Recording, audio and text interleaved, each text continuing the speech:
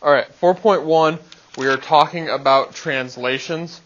Before we go into that, what they start us with is just talking about vectors and what they are and how we distinguish them and write them or describe them. Okay, so if they give me this vector,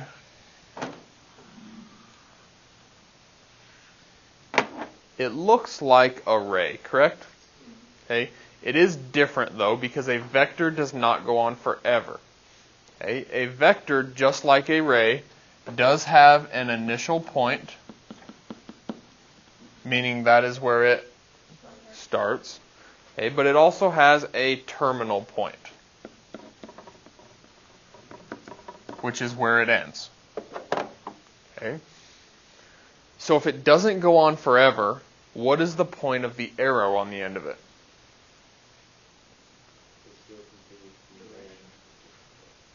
Direction. Okay?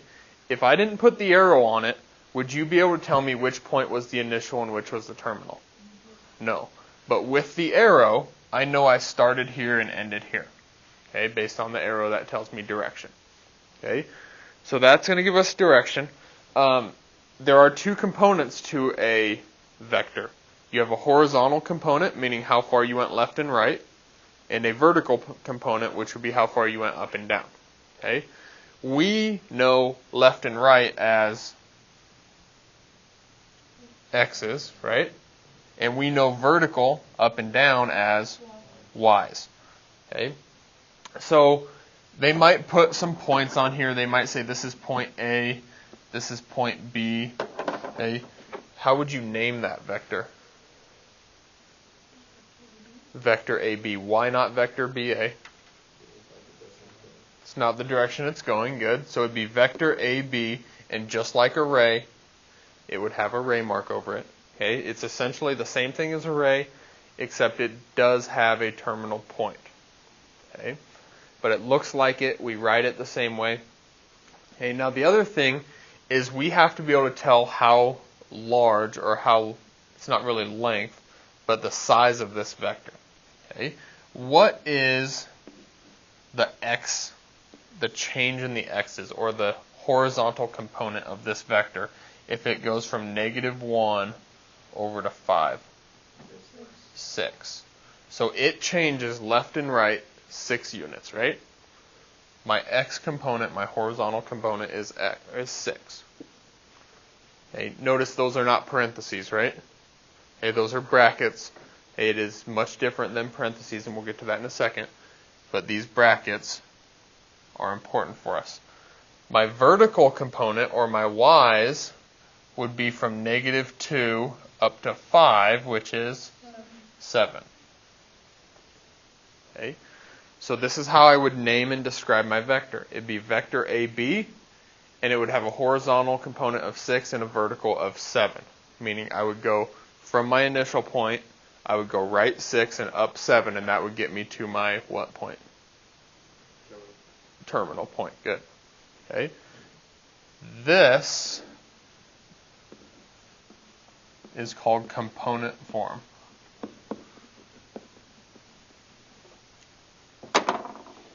Okay, so they will ask you to write the component form for a vector. Is it important that you have those brackets and not parentheses? Yes. Is this the same thing as this? No, this is a vector. That is a coordinate point at 6, 7. All it is just a random point out there. Very different, correct? Okay. Now my next question for you is, anywhere in what we wrote here, did we do anything that told us where the vector is at on the coordinate plane? No. All we know is that it's this big, right? So it might be here, or here, or here. It could be anywhere, right? All we know is the size of it. And that it has a horizontal component of 6, a vertical component of 7. Okay, we don't know where it starts. Now, if you had to find the overall length of it, maybe using distance formula, could you come here and say, okay, that point is -1, -2, and that point is 5, 5? Yes. Okay, but those are not contained in this. Okay, but you could look at a graph and come up with those coordinate points if needed. Okay, we okay with vectors? Okay, you'll have plenty of work time here in class, so if you do have questions, you should be able to ask. Moving on through example 1, is it possible to have negative signs with either of these numbers? So if it's going left and up, is x or y going to be negative? The x, because I'm going left, right? Up is still positive. Okay? If it was going left and down, they're both going to be negative, because left is negative and down is negative. Okay? And if it was going right and down, the y would be negative, right? Okay, so just keep that in mind. Just like on a coordinate plane, if you're going from the origin, if you're going right, it's positive. If you're going up, it's positive. If you're going down, it's negative. If you are going left, it is negative. Okay? So just keep that in mind. That's not changing with anything that we've done. After example 1 there, they talk about transformations. You did that vocab term yesterday. What is a transformation?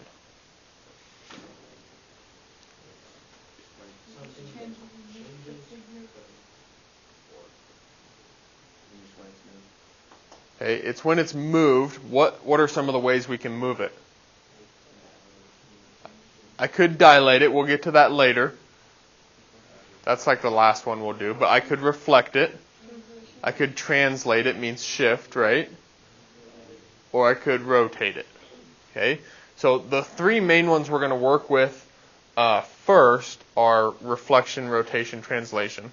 Okay, we're starting with translation today. Okay, but we will get to dilations.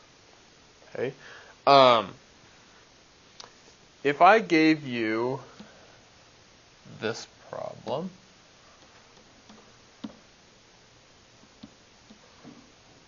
let's just throw a triangle up here.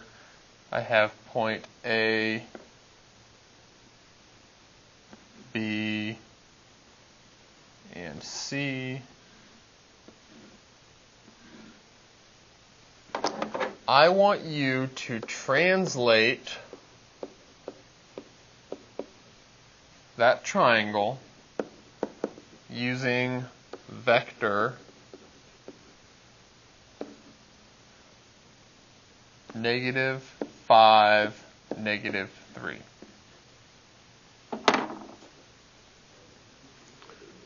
What are they asking us to do here?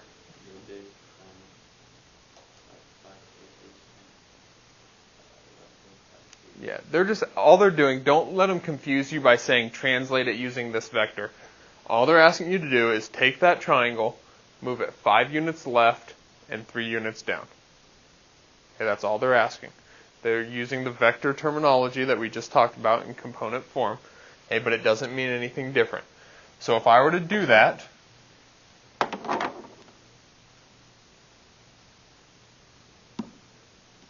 I could take my graph and I could move it 1, 2, 3, 4, 5 left, and 1, 2, 3 down.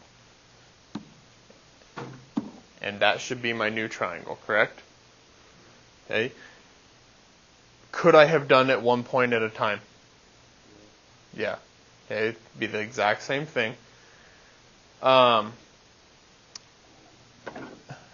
I can't name this triangle ABC though, correct? Because I already have triangle ABC. Okay? And I don't want to name it DEF because I want to be able to show that I used that first triangle to get to the second triangle. Okay? So what you're going to use is probably new to you. It's A prime, B prime, C prime. Okay? By putting those prime marks on the letter, that tells me that that triangle is a result of some sort of transformation from this triangle. Okay, so it's the same letters, but with marks on it saying it came after this triangle.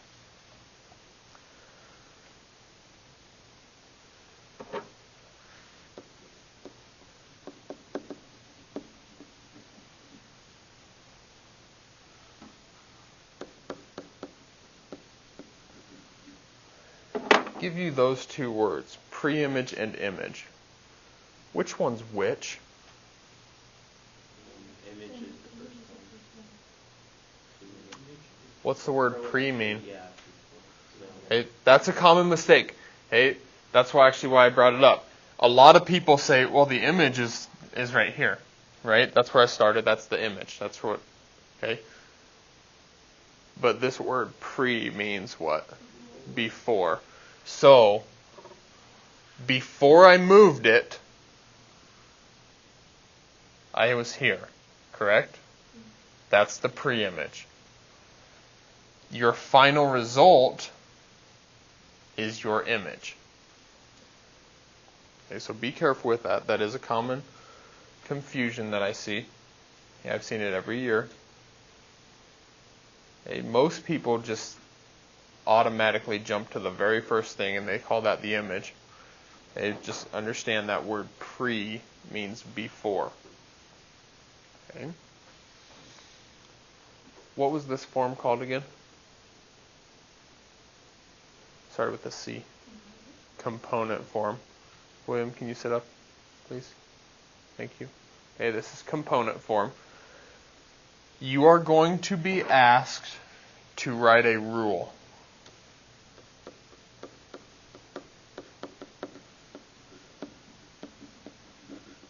For the transformation.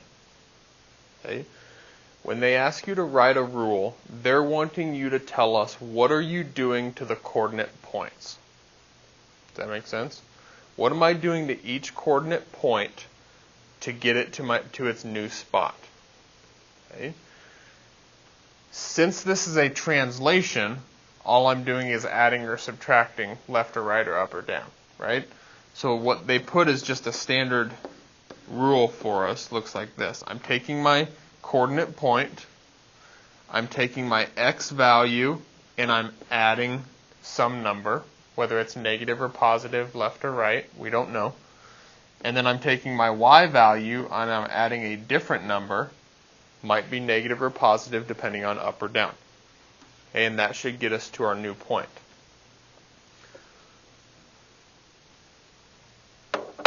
So here, let's go ahead and let's do B, because that looks like pretty easy, 1, 1. What did I do to my x value to move it from 1 to negative 4? I did what? I subtracted 5.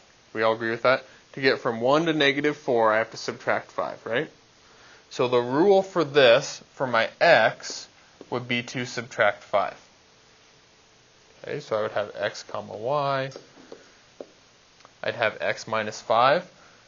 My y value used to be 1, and now it is negative 2. How do I get from positive 1 to negative 2? I subtract 3. So I got to take my y's and I subtract 3. What do you notice about the rule and component form? They're essentially the same thing, right? Are we using the exact same numbers? Yes. I have negative 5 here with my x. As my x, I have negative 5. As my y, I have negative 3. With my y, I have negative 3. Okay? So what's the difference? Well, this is a vector, technically, right? It could be anywhere. This is telling me any coordinate point that I pick, if I want to move it using this rule, I need to take my x value and subtract 5 and take my y value and subtract 3. Okay, that's the only difference. This is your rule. This is your component form. Can you use them interchangeably if they ask you to write the rule? Could you put component form? No. Okay. If they want the rule, they want it like this. Okay. If they want component form, they want it like this. Okay, so if they say component form, don't do this. Right? And if they say write the rule, don't put it in component form. Okay, follow the directions carefully. You'll have to read carefully. Okay. This is the rule. This is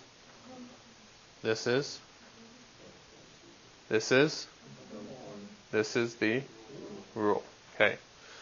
Now, before we move on, I do want to show you something. They are going to ask you to, they're going to give you a rule. Maybe it's x minus 1, y plus 5. Okay, and then they're going to say, find the image using this rule of point A, which is at 6, 3. Okay. If they want you to find the image, that means this must be the pre-image. Okay, you only have two choices. You have an image and a pre-image. So if they say find the image, this must be the pre-image, right? Which means this is where I'm starting, correct? What do I need to do to this point to come up with A prime?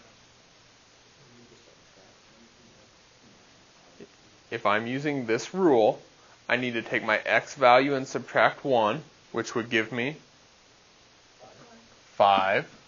And I need to take my y value and add 5, which would give me 8.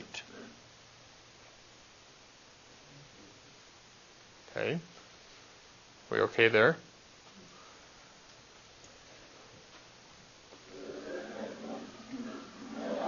Okay. That's one thing they might do to you. A second thing they might do to you is they might say, find the pre-image of, and I'll just call this B,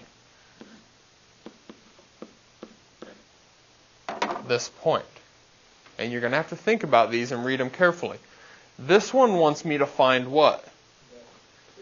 The pre-image. Meaning this must be the image. So the translation already happened to get to here, right? So what am I going to have to do to go back and find the pre-image? I need to do just the opposites, right? So instead of subtracting 1 from my x, I need to add 1. So B would be -1. And to my y's, instead of adding 5, I need to subtract 5, which would give me -4. Okay. Is it important that you catch whether they want the image or pre-image? Yes. If they want the pre-image and already give you the image, you have to go backwards. Does that make sense? So be very careful with that. Hopefully you can get to those problems on your assignment in class, and if you get stuck, I can help you. Okay, but just keep a close eye for that. I know those are on your assignment, and they will trick you if you're not careful. Okay. I think we're okay there. Make sure I'm not missing anything. Doesn't look like it. All right. Flipping over to the next page, they want to talk about a rigid motion. When you wrote that term, what did that say? What does a rigid motion do?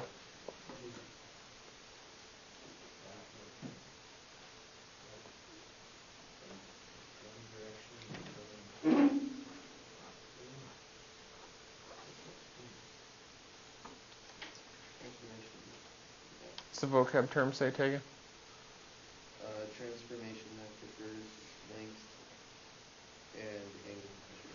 It's a transformation that preserves length and angle measure, meaning the length is never going to change in a rigid motion, right? Some of you have space, and you with me? Dylan, you with us? Okay. Length is never going to change. Would that be considered size as well? Length is size, right? Okay. The angle measure is never going to change. Okay, meaning if it's a triangle, the angles are never going to change, so the shape is not going to change, correct? What are two shapes that have the same size and shape said to be? Starts with a C. Congruent. Right? Two shapes that are exactly the same size and shape are congruent to each other. Okay? If I had a triangle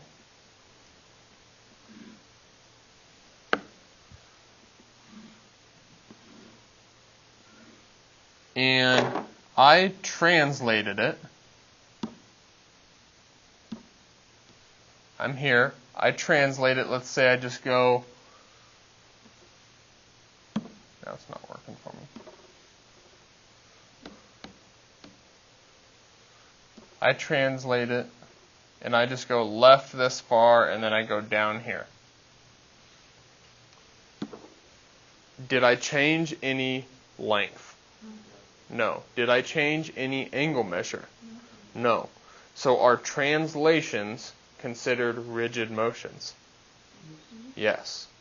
Meaning, anytime I do a translation, the two results should be congruent to each other, correct? They should be the exact same size and shape. Because all I'm doing is I'm taking it and I'm moving it. Okay, I'm not making it bigger or smaller. Casey brought up the word dilation. That would be changing the size. That's making bigger and smaller. Okay? Translations do not make anything bigger or smaller. They just change where they're at. Okay? What is a composition of transformations then? That was your last vocab term. What's composition mean? Combined. Okay? That's a good way to think of it. So, be like more than one, right? Okay? So a composition of transformations would be if I took my original and moved it over here, and then did what? And then moved it again. Maybe I moved it down there this time. Okay? That would be a composition because I did multiple things to it. Okay? But I can't name this triangle ABC, and I can't name it A prime, B prime, C prime.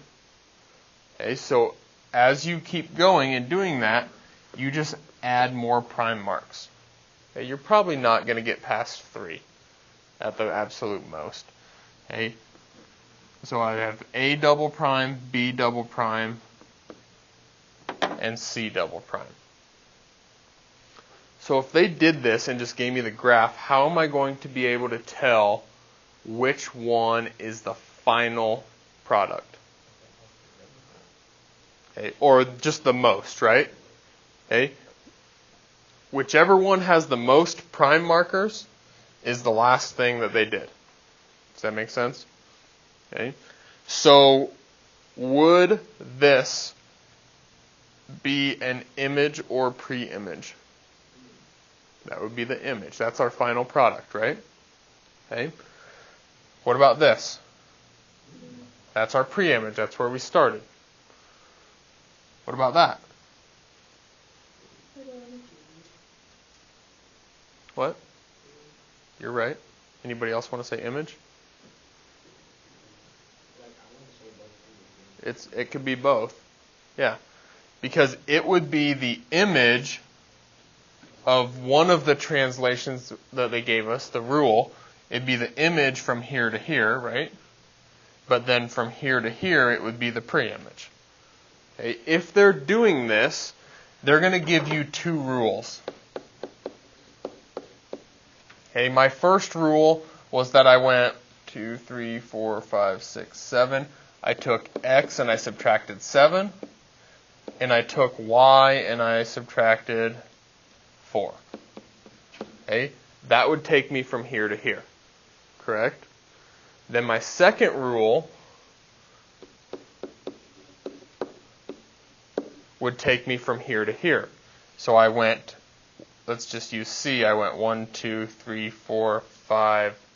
Did I mess up one? Well, that's 5. 5 to 3 is 8. So I took x plus 8 that time. And my y's went from -3 to -8, so I went down 5.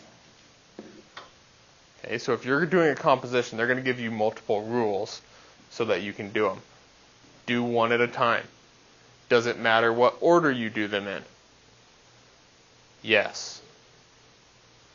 Okay, because if you started here and you went to the right 8 and then down 5, okay, you're not going to get the same middle product, right? Okay, so just be careful with that. Because they're going to want you to graph all of those on your big ideas. So you're going to have to make sure you graph them in order and correctly. Okay? I think that's all I have for you. Do you have questions before you give it a try? Okay. You have 18 minutes to work on your assignment here.